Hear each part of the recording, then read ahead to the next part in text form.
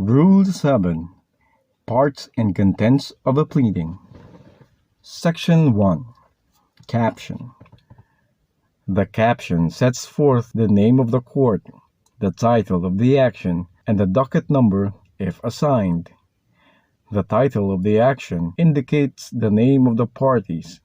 They shall all be named in the original complaint or petition, but in subsequent pleadings it shall be sufficient if the name of the first party on each side be stated with an appropriate indication when there are other parties. Their respective participation in the case shall be indicated. Section 2. The body. The body of the pleading sets forth its designation, the allegations of the parties' claims or defenses, the relief prayed for, and the date of the pleading. A. Paragraphs.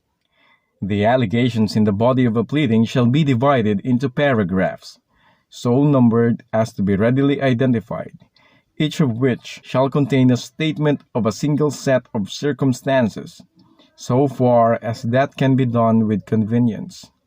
A paragraph may be referred to by its number in all succeeding pleadings. B. Headings. When two or more causes of action are joined, the statement of the first shall be prefaced by the words first cause of action, of the second by second cause of action, and so on for the others. When one or more paragraphs in the answer are addressed to one of several causes of action in the complaint, they shall be prefaced by the words answer to the first cause of action, or answer to the second cause of action, and so on. And when one or more paragraphs of the answer are addressed to several causes of action, they shall be prefaced by the words to that effect. C. Relief. The pleading shall specify the relief sought, but it may add a general prayer for such further or other reliefs as may be deemed just or equitable. D. Date. Every pleading shall be dated. Section 3. Signature and address. A. Every pleading and other written submissions to the court must be signed by the party or counsel representing him or her. B. The signature of counsel constitutes a certificate by him or her that he or she has read the pleading and document.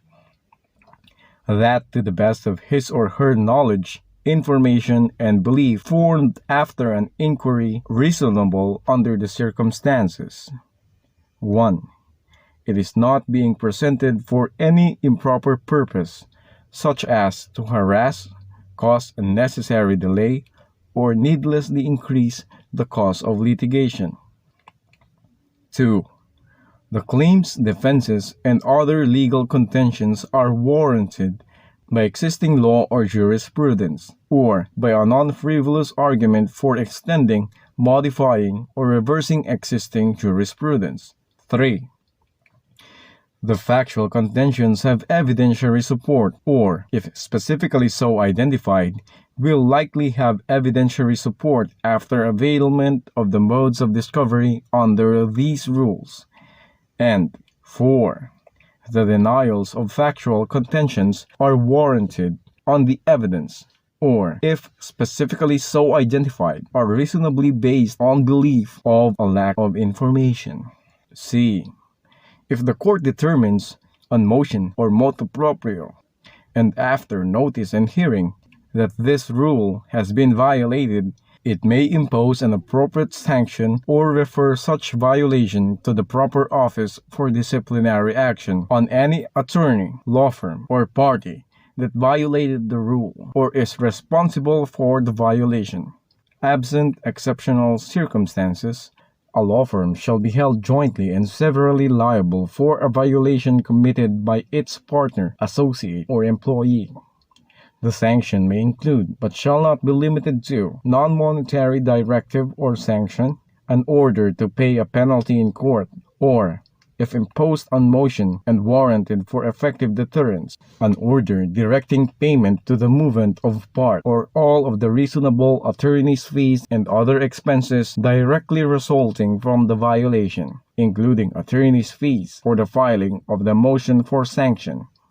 The lawyer or law firm cannot pass on the monetary penalty to the client. Section 4. Verification. Except when otherwise specifically required by law or rule, pleadings need not be under oath or verified. A pleading is verified by an affidavit of an affiant duly authorized to sign said verification. The authorization of the affiant to act on behalf of a party, whether in the form of a secretary's certificate or a special power of attorney, shall be attached to the pleading, and shall allege the following attestations. A. The allegations in the pleading are true and correct based on his or her personal knowledge or based on authentic documents. B. The pleading is not filed to harass, cause unnecessary delay, or needlessly increase the cost of litigation. And C. The factual allegations therein have evidentiary support, or, if specifically so identified, will likewise have evidentiary support after a reasonable opportunity for discovery. The signature of the affiant shall further serve as a certification of the truthfulness of the allegations in the pleading. A pleading required to be verified that contains a verification based on information and belief or upon knowledge, information and belief or lacks a proper verification shall be treated as an unsigned pleading. Section 5. Certification against forum shopping. The plaintiff or principal shall certify under oath in the complaint and other initiatory pleading asserting a claim for relief or in a sworn certification annexed thereto and simultaneously filed therewith. A. That he or she has not theretofore commenced any action or filed any claim involving the same issues in any court, tribunal, or quasi-judicial agency, and to the best of his or her knowledge, no such other action or claim is pending therein. B. If there is such other pending action or claim, a complete statement of the present status thereof. And C.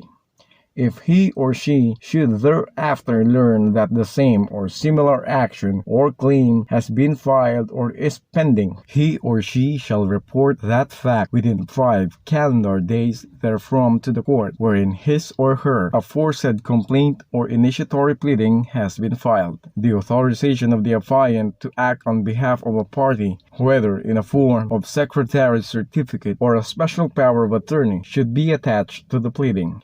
Failure to comply with the foregoing requirements shall not be curable by mere amendment of the complaint or other initiatory pleading, but shall be cause for the dismissal of the case without prejudice, unless otherwise provided, upon motion and after hearing. The submission of a false certification or non-compliance with any of the undertakings therein shall constitute indirect contempt of court, without prejudice to the corresponding administrative and criminal actions.